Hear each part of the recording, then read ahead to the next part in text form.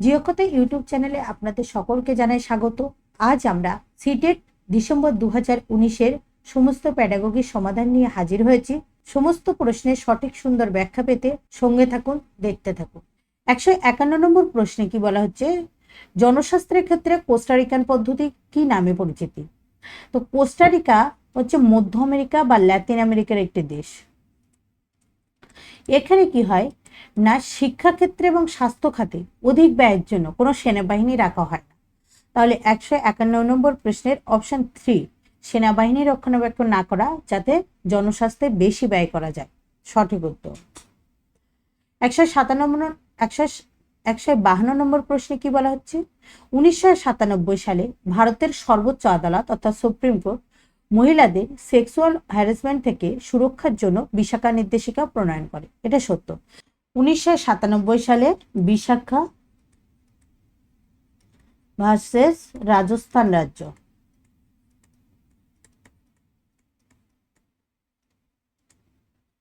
রাজ্য মামলায় কর্মক্ষেত্রে সেক্সুয়াল হ্যারাসমেন্ট কম করার জন্য সুপ্রিম কোর্ট কি না বিশাখা নির্দেশিকা জারি করে। অর্থাৎ কোন ক্ষেত্রে, এখানে উত্তর হয়ে যাবে কর্মক্ষেত্রে সেক্সুয়াল হ্যারাসমেন্টকে কমানোর জন্য। পরের প্রশ্ন 153 নম্বর প্রশ্নে নিম্নলিখিতদের মধ্যে কে ভারতে একটি রাজ্যপাল নিয়োগ করেন? তো রাজ্যের যিনি হেড তিনি হলেন রাজ্যপাল, এবং রাজ্যপালের নির্বাচন হয় না, তিনি নিযুক্ত হন। কার দ্বারা নিযুক্ত হন? প্রধানমন্ত্রীর পরামর্শে রাষ্ট্রপতি কর্তৃক নিযুক্ত হন। প্রধানমন্ত্রীর পরামর্শে রাষ্ট্রপতি কর্তৃক নিযুক্ত হন। তো এখানে প্রধানমন্ত্রী রাষ্ট্রপতি কেউ অপশানে নেই, অর্থাৎ কেন্দ্রীয় সরকার আমার সঠিক উত্তর হয়ে যাবে। নিম্নলিখিতদের মধ্যে কে গ্রামীণ প্রশাসনের কর্মকর্তা নন? তো নন কে সে জানতে চাইছে, ফলস জানতে চাইছে। তো পাটোয়ারি ইনি গ্রামীণ প্রশাসনিক কর্মকর্তা, পাটোয়ারিকেই লেখপাল বলা হয়, ভূমিনথি কর্মকর্তাও বলা হয়। পৌরওয়াট ও কাউন্সিলর ইনি পৌর প্রশাসনের কর্মকর্তা, ইনি গ্রামীণ প্রশাসনের কর্মকর্তা নন। অর্থাৎ 154 নম্বর প্রশ্নের option 2 right answer. D K Basu নির্দেশিকা কি যা ভারতের সর্বোচ্চ আদালত প্রণয়ন করেছিল? দেখো, ডিকে বাসু বনাম পশ্চিমবঙ্গ রাজ্য মামলা, ডিকে বাসু বনাম পশ্চিমবঙ্গ রাজ্য মামলা। ডিকে বাসু বনাম পশ্চিমবঙ্গ রাজ্য মামলায় সুপ্রিম কোর্ট আদেশ দেয় যে গ্রেপ্তার, আটক বা জিজ্ঞাসাবাদের ক্ষেত্রে পুলিশ যে পদ্ধতি অনুসরণ করবে সেই সম্পর্কে নির্দেশিকা দেয়। তাহলে 155 নম্বর প্রশ্নে অপশন 4 রাইট অ্যান্সার। বনাধিকার আইন 2006 তার শিরোনামে কোন শ্রেণীর অধিকারকে স্বীকৃতি দেয়? শিডিউল ট্রাইব বা তপশিলি জনজাতির অধিকারকে স্বীকৃতি দেয়। গৌণ উৎসের একটি উদাহরণ, তো ভারতীয় সংবিধান, এটা প্রাইমারি উৎস। জনগণনা প্রাইমারি উৎস। জন্ম মৃত্যু নিবন্ধন প্রাইমারি উৎস। প্রাইমারি উৎসের এখানে চেয়েছে প্রাইমারি সোর্স, এগুলো এখানে চেয়েছে সেকেন্ডারি সোর্স। তো সেকেন্ডারি সোর্সের উদাহরণ হচ্ছে আওয়ার পাস্ট, ষষ্ঠ শ্রেণীর ইতিহাসে যে এনসিইআরটি ক্লাস 6-এর বই আছে, সেটা হচ্ছে আমাদের সেকেন্ডারি সোর্সের উদাহরণ। 158 নম্বর প্রশ্নে বলা হচ্ছে নিচের দুটি বিবৃতি বিবেচনা করুন।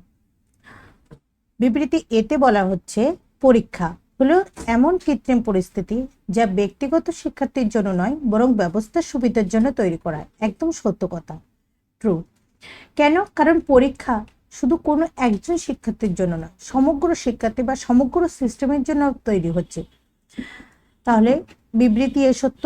বিবৃতি বিতে বলা হচ্ছে দক্ষতা যাচাইয়ের উপর জোর দেওয়া এবং মুখস্থ বিদ্যার উপর জোর কমানো সামাজিক বিজ্ঞান শ্রেণীকক্ষের চাপ কমবে। একদম সত্য কথা।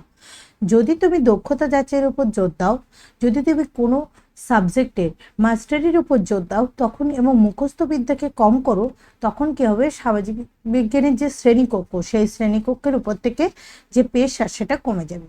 তাহলে এ এবং বি উভয়ই সত্য, এ এবং বি উভয় বিবৃতিই সত্য। Option 2 right answer.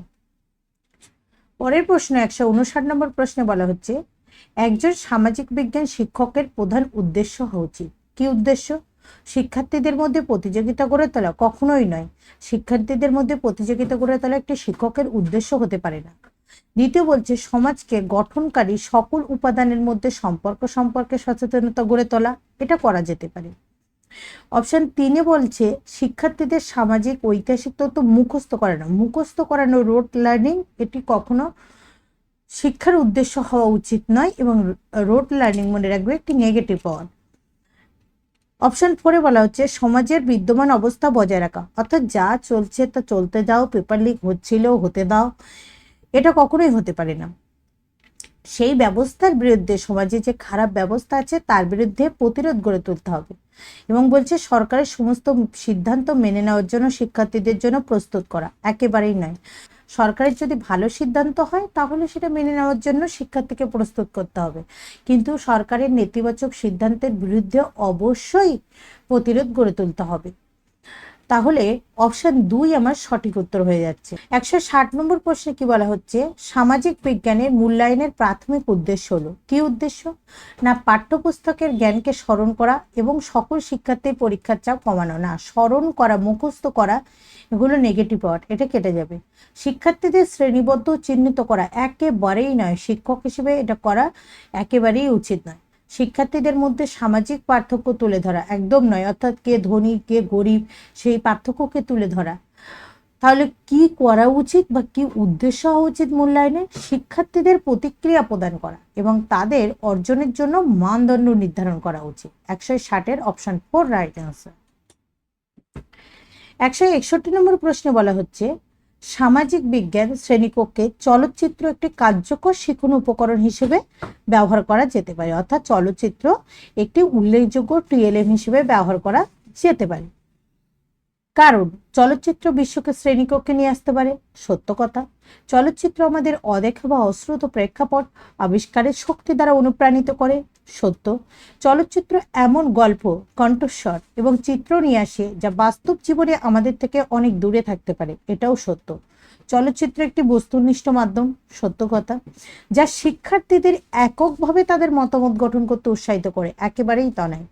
ধরো তুমি চলচ্চিত্রে রামায়ণ দেখছো, তো সেখানে কারো রামের চরিত্র পছন্দ হতে পারে, কারো রাবণের চরিত্রও পছন্দ হতে পারে।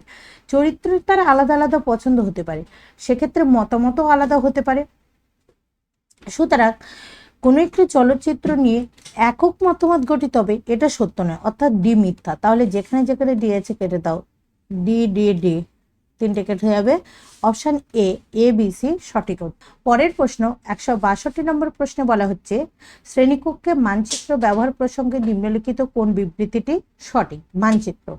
মানচিত্র একটি সামাজিক রাজনৈতিক নির্মাণ। দেখো এটা সত্য কথা, কিন্তু সামাজিক রাজনৈতিক নির্মাণের পাশাপাশি প্রাকৃতিক নির্মাণও তো বটে, এখানে কিন্তু সেটা বলেনি।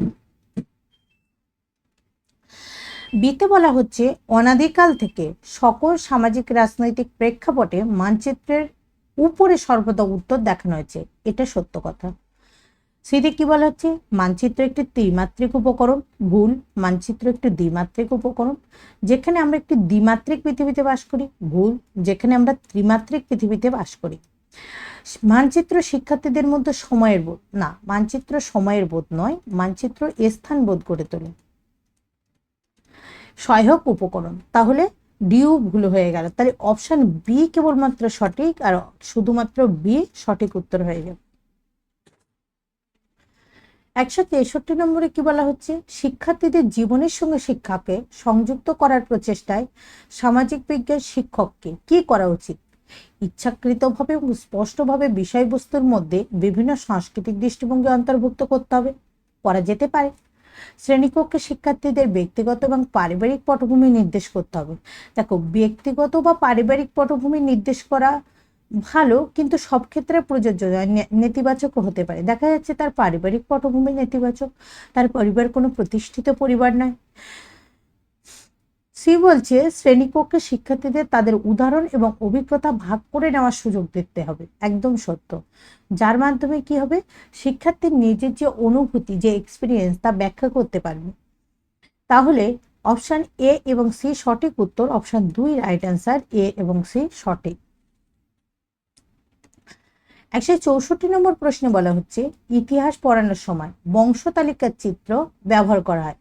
আমরা সে করি না, বাবার হলো আবার জ্বর সারিল ঔষধে, এবং বংশ তালিকার চিত্র করা হচ্ছে। তো সেটি কি সাহায্য করছে সেটা এখানে বলতে হবে একটি সাম্রাজ্য বা রাজবংশের বৃদ্ধি এবং বিকাশ উপস্থাপন করার জন্য। অবশ্যই আমরা মোগল সাম্রাজ্যের বৃদ্ধি বিকাশের জন্য আমরা বলি বাবার হলো আবার জ্বর সারিলে ঔষধে বংশ তালিকার ব্যবহার করি। ক্রম এবং কার্যকরী সম্পর্ক দেখানোর জন্য একেবারেই সঠিক, যে একটার পরে একটা কার পরে কে আসছে এবং কার সাথে কিভাবে জয়েন্ট হচ্ছে সেটা দেখানোর জন্য। একটি কালানুক্রমিক কাঠামো প্রদান করার জন্য, এটাও সত্য, কালানুক্রমিক কাঠামো প্রদান করার জন্য। শিক্ষার্থীদের মধ্যে স্থানবোধ, দেখো স্থানবোধ গড়ে তোলে না, স্থানবোধ গড়ে তোলে ভূগোল। বংশতালিকার চিত্রেও কখনো স্থানবোধ গড়ে তোলে না। তাহলে অপশন ডি ভুল হয়ে গেল, যেখানে যেখানে ডি আছে কেটে দাও, এ বি সি সঠিক উত্তর। 165 নম্বর প্রশ্নে বলা হচ্ছে দৃষ্টি প্রতিবন্ধী শিক্ষার্থীদের সঙ্গে কাজ করার সময় একজন সামাজিক বিজ্ঞান শিক্ষককে শিক্ষণ প্রক্রিয়ায় কি ধরনের অভিযোজন করতে হবে? উপযুক্ত বিরতি এবং পুনরুক্তি সহ স্পষ্টভাবে ও জোরে কথা বলতে হবে, একদম সত্য। বিভিন্ন ধরনের দৃষ্টিনন্দন ব্যবহার করতে হবে, তো সে তো দৃষ্টি প্রতিবন্ধী, তাকে কেন দৃষ্টিনন্দন ব্যবহার করলে তার অপমান করা হবে অ্যাকচুয়ালি, তাহলে বি ভুল হয়ে গেল। কল্পনা করার সুযোগ সৃষ্টি করতে মৌখিক সূত্র দিতে হবে, এটা দেওয়া যেতে পারে। শ্রেণীকক্ষের আলোচনার সময় স্পর্শ উপকরণের সাথে পরিচয় করিয়ে দিতে হবে, এটাও সত্য হতে পারে। তাহলে বি ভুল আর বাকি সব ঠিক, বি এ সি ডি সঠিক উত্তর, অপশন 2 রাইট অ্যান্সার। সামাজিক বিজ্ঞান শিক্ষণে প্রকল্প পদ্ধতি বা প্রজেক্ট মেথড জন ডিউই যেটা দিয়েছিলেন সম্পর্কে বিবৃতিগুলি বিবেচনা করুন। বলছে এটি প্রয়োগবাদী দৃষ্টিভঙ্গি দ্বারা অনুপ্রাণিত, সত্য। এটি শিক্ষার্থীদের আবিষ্কারক হিসেবে গড়ে তোলে, এটাও সত্য। এটি সম্পূর্ণরূপে শিক্ষক কেন্দ্রিক, না এটি শিক্ষক কেন্দ্রিক নয়, এটি শিক্ষার্থী কেন্দ্রিক, তাহলে এটা মিথ্যা। সি যেখানে যেখানে আছে বাদ দাও, সি সি। আচ্ছা ডি সঠিক কিনা দেখি। একটি স্বনির্দেশিত কার্যকলাপের মাধ্যমে শেখার সুযোগ দেয়, একেবারে সঠিক। তাহলে এ বি ডি সঠিক উত্তর, অপশন 3 রাইট অ্যান্সার।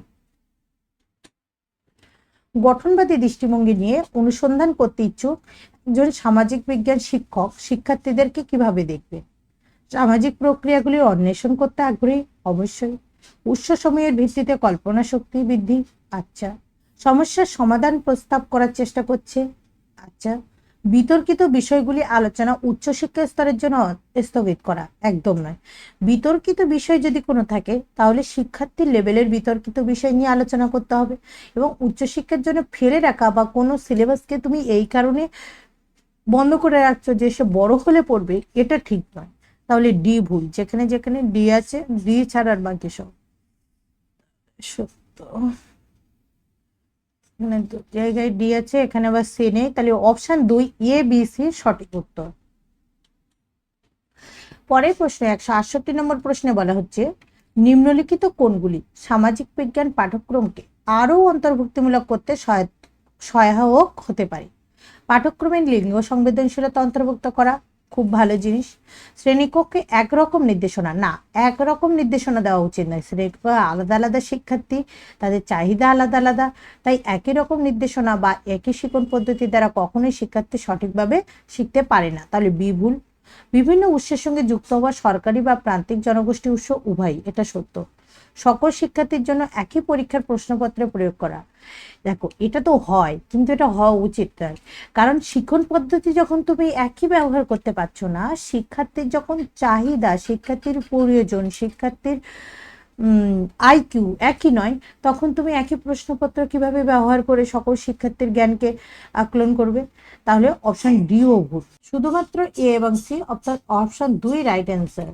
শিক্ষার্থীদের সমালোচনামূলক হতে শেখা উচিত কেন? কেন? কারণ সবকিছুর ত্রুটি খুঁজে বার করতে, একদম নয়। সবকিছুর ভালো দিকও খুঁজে বার করা উচিত, সব বিষয়ে নৈরাশ্যবাদী হতে না, আশাবাদী হতে হবে, তাহলে এটা ভুল। সমাজের বিদ্যমান অবস্থা বজায় রাখতে না, ক্রিটিক্যাল থিঙ্কিং বলে কোনো বিষয় যখন নিয়ে তুমি আলোচনা করবে তখন তার ভালো খারাপ দিক উভয়ই আলোচনা করবে, তাহলে সমাজের বিদ্যমান অবস্থা, সমাজে যা চলে আসছে গতানুগতিক অবস্থা তা বজায় রাখার কথা তারা বলে না। বিষয়গুলি কিভাবে তাদের নিজেদের জীবনের সঙ্গে সম্পর্কিত তা বুঝতে, অবশ্যই। একরূপ এবং সমজাতীয় দৃষ্টিভঙ্গির প্রশংসা করতে, একদম নয়। তোমার সাথে যার মত মিলছে সেই সঠিক, অন্য কারো মত মিলছে না মানে সে সঠিক নয়, এটাও হতে পারে না, তাহলে অপশন 3 সঠিক উত্তর। 170 নম্বর প্রশ্নে কি বলা হচ্ছে নিম্নলিখিত উদাহরণগুলির মধ্যে কোনটি বৈচিত্র্যকে প্রতিনিধিত্ব করে? সরোজ স্কুলে যাওয়ার সুযোগ পেয়েছে কিন্তু নির্মলা স্কুলে যাওয়ার সুযোগ পায়নি, এটা অসমতা, বৈচিত্র্য নয়। অ্যালেন একটি দরিদ্র পরিবারে জন্মেছে অন্যদিকে সাইমনের পরিবার খুব ধনী, অসমতা। রঘু সুরেশকে ফুটবল দলে অন্তর্ভুক্ত করতে চায় না কারণ সে সমাজের একটি নির্দিষ্ট সম্প্রদায় থেকে এসেছে, এটা কারোর সাথে বৈষম্যমূলক আচরণ হচ্ছে। পরিতোষ ভালো বাংলা জানে, অন্যদিকে সুচিতা হিন্দি বলে, এটা হচ্ছে ডাইভার্সিটি। কেউ বাংলা জানছে, কেউ হিন্দি বলছে, ভাষা সবাই জানছে, আলাদা আলাদা ভাষা জানছে, তাহলে এটা হলো ডাইভার্সিটি। 170 নম্বর প্রশ্নের অপশন 4 রাইট অ্যান্সার। একটি বিদ্যালয়ের সামাজিক বিজ্ঞান শিক্ষা ভ্রমণে জিরো, বামডিলা, নামদাফা জাতীয় উদ্যান, তাওয়াং এবং লেইসাং গ্রাম পরিদর্শন করা হয়েছিল। আচ্ছা, শিক্ষার্থীদের তারা যে দুটি রাজ্য পরিদর্শন করেছে তা কোন মাধ্যমে চিহ্নিত করতে পারে? তো দেখো, জিরো, বোমডিলা আর নামদাফা গেছে মানে তারা অরুণাচল প্রদেশ গেছে। তাওয়াং এবং লেইসাং গ্রাম গেছে মানে মণিপুরে গেছে, অর্থাৎ তারা অরুণাচল প্রদেশ এবং মণিপুর পরিদর্শনে গেছিল। মানচিত্রে অরুণাচল প্রদেশ এবং মণিপুরকে দেখাতে হবে। 172 নম্বর প্রশ্নে বলা হচ্ছে সামাজিক বিজ্ঞান শিক্ষণ পদ্ধতি সম্পর্কে সমকালীন ধারণা শিক্ষকদের নিম্নলিখিত সবকিছু করতে উৎসাহিত করে, তবে একটি ব্যতিক্রম রয়েছে, অর্থাৎ কোনটা করতে উৎসাহিত করে না, মিথ্যা বা ফলস খুঁজে বার করতে হবে। শিক্ষার্থীদের অন্যদের স্থানীয় অভিজ্ঞতা পড়ে এবং নিজেদের অভিজ্ঞতা সম্পর্কে জেনে শেখার জন্য উৎসাহিত করে, অবশ্যই করে। সকল শিক্ষার্থীদের প্রশ্নের একই ধরনের উত্তর দিতে উৎসাহিত করে না, একই ধরনের উত্তর দিতে উৎসাহিত করে না, এটা ভুল, তাহলে এটাই উত্তর হয়ে যাবে। পরের অপশনগুলো দেখে নিই। প্রদত্ত বিষয়বস্তু সম্পর্কে শিক্ষার্থীদের প্রশ্ন তৈরির ক্ষমতার প্রশংসা করা এবং এটিকে শিক্ষার একটি বৈধ মূল্যায়ন হিসেবে গ্রহণ করা, অবশ্যই। শিক্ষার্থীদের শ্রেণীকক্ষে অর্জিত জ্ঞান বাস্তব পরিস্থিতিতে ব্যবহারের সুযোগ দেওয়া, এটাও শিক্ষার্থীর করণীয়। তাহলে 9 কোনটি? অপশন 2। সামাজিক বিজ্ঞানের কার্যকর শিখনের জন্য প্রয়োজন হবে, কি প্রয়োজন? অতীতের সকল সাংস্কৃতিক অনুশীলন বজায় রাখা। আচ্ছা, সাংস্কৃতিক পাঠ্যগুলির সমালোচনামূলক বিশ্লেষণ, সে যত পুরনোই হোক না কেন, একদম ঠিক। সকল অপাঠ্য উৎস বাতিল করা নয়, অপাঠ্য উৎস বাতিল করা উচিত নয়, এটাও কিন্তু একটি অপাঠ্য উৎস একটি গুরুত্বপূর্ণ জিনিস। উৎসমুখে ত্রিমুখী যাচাইকে অগ্রাধিকার দাও, সব থেকে ভালো উৎসমুখে ত্রিমুখী যাচাই করা। তাহলে দেখো সবগুলোই মোটামুটি সত্য, কিন্তু সব থেকে ভালো অপশন হচ্ছে বি আর ডি, সেই জন্য শুধুমাত্র বি আর ডি কে আমি নেব। অপশন 3 শুধুমাত্র বি এবং ডি সঠিক উত্তর। 174 নম্বর প্রশ্নে বলা হচ্ছে নিম্নলিখিতগুলির মধ্যে কোনটি জেন্ডার স্টিরিওটাইপের উদাহরণ নয় কোনটি? শুধুমাত্র ছেলেদের ফুটবল প্রতিযোগিতায় অংশগ্রহণের জন্য উৎসাহিত করা, তো এটি জেন্ডার স্টিরিওটাইপের উদাহরণ। শ্রেণীকক্ষে শুধুমাত্র মেয়েদের শ্রেণীকক্ষের বোর্ড সাজানোর জন্য বলা, এটাও জেন্ডার স্টিরিওটাইপের উদাহরণ। ছেলেরা যখন শ্রেণী আলোচনায় একচেটিয়া প্রভাব বিস্তারের চেষ্টা করছে তখন অংশগ্রহণ উৎসাহিত করার জন্য ছেলে ও মেয়ে উভয়ের প্রতি সমান মনোযোগ দেওয়া, এটা জেন্ডার স্টিরিওটাইপের উদাহরণ নয়, কারণ ছেলেরা যেমন অংশগ্রহণ করছে তেমনি মেয়েদেরকেও অংশগ্রহণে উৎসাহিত করা হচ্ছে, তাহলে অপশন 3 সঠিক উত্তর। 175 নম্বর প্রশ্নে বলা হচ্ছে শ্রেণীকক্ষে সামাজিক ন্যায় বিচার সম্পর্কে সংবেদনশীলতা উৎসাহিত করা যেতে পারে, কিভাবে? না, শ্রেণীকক্ষে আলোচনায় সময় মানুষের সংগ্রাম এবং অধিকার প্রতিষ্ঠার সমকালীন অংশবিশেষ অন্তর্ভুক্ত করার মাধ্যমে, অবশ্যই। অসম ক্ষমতা সম্পর্কের প্রেক্ষাপটে ভারতীয় সামাজিক পরিবেশ ঐতিহাসিক প্রেক্ষাপট বোঝার মাধ্যমে। আচ্ছা, সামাজিক ন্যায় বিচার সম্পর্কিত সাংবিধানিক বিধানসভা নিয়ে শ্রেণীকক্ষে আলোচনার মাধ্যমে, সত্য। বলছে নিয়ম ভঙ্গকারী শিশুদের দ্রুত শাস্তি দেওয়ার মাধ্যমে, একদম উচিত নয়, তাহলে ডি তো বাদ যাচ্ছে, অর্থাৎ এটা আর এটা বাদ যাচ্ছে। বি বলছে অসম ক্ষমতা সম্পর্কের প্রেক্ষাপটে ভারতীয় সামাজিক পরিবেশ এবং ঐতিহাসিক প্রেক্ষাপট বোঝার মাধ্যমে। আচ্ছা, যে সমাজের আনইকুয়াল যে পাওয়ার, মানে সমাজের দরিদ্র মানুষেরাও কিভাবে তাদের জীবনযাপন করেছিল তার সেই সামাজিক প্রেক্ষাপট ঐতিহাসিক প্রেক্ষাপট বোঝার মাধ্যমে, তাহলে এটাও হতে পারে, অর্থাৎ এ বি সি তিনটেই সঠিক, অপশন 2 রাইট অ্যান্সার। 176 নম্বরে বলা হচ্ছে ইতিহাসের শিখন পদ্ধতির চেষ্টা করবে, কি চেষ্টা করবে? উৎস সময়ের ভিত্তিতে ইতিহাস নির্মাণ করতে। আচ্ছা, ইতিহাসের সামাজিক প্রক্রিয়াগুলির ধারাবাহিকতা ও পরিবর্তন অনুসরণ করতে।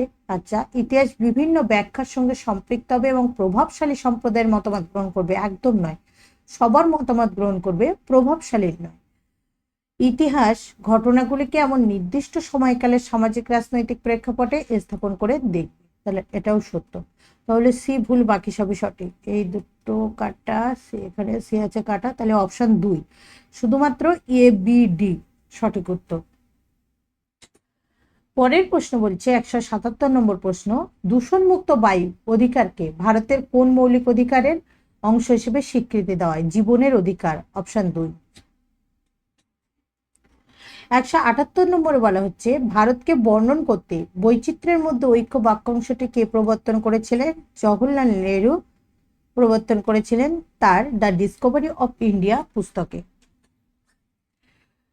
189 নম্বর প্রশ্নে, লোকসভায় কতজন সদস্য মনোনীত হন এবং নির্বাচিত হন না? তো আগে যে দুজন অ্যাংলো ইন্ডিয়ান সদস্য থাকতো না, তারা মনোনীত হতো, নির্বাচিত হতো না।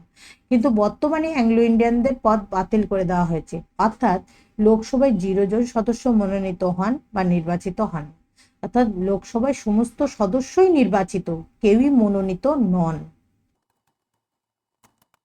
2006 সালে নেপালের শাসন ব্যবস্থা রাজতন্ত্র থেকে ড্যাশে পরিবর্তিত হয়েছিল, কিসে? গণতন্ত্রে পরিবর্তিত হয়েছিল, অপশন 3 রাইট অ্যান্সার। যদি ক্লাসটি ভালো লাগে লাইক কমেন্ট শেয়ার করবে, পরবর্তী ভিডিও পেতে চ্যানেলটি অবশ্যই সাবস্ক্রাইব করে রাখবে। ধন্যবাদ।